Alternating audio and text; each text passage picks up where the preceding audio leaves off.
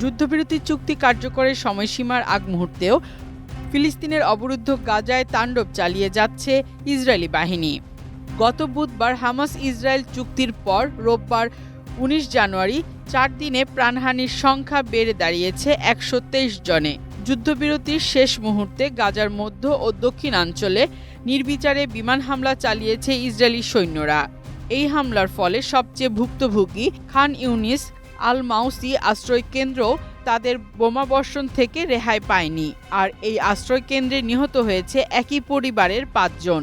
অবরুদ্ধ গাজায় ১৫ মাসের ইসরায়েলি আগ্রাসনে মৃত্যু হয়েছে প্রায় ৪৭,০০০ মানুষের। বাস্তুচ্যুত হয়েছে উপত্যকার ২২ লাখ বাসিন্দা। ত্রাণ প্রবেশে বাধা দেওয়ায় দুর্ভিক্ষ দেখা দিয়েছে সেখানে। হাসপাতালে একের পর এক হামলায় বিপর্যস্ত চিকিৎসা সেবা, যার ফলে হাসপাতালগুলোতে চিকিৎসার অভাবে রোগীরা মানবেতর জীবনযাপন করছে।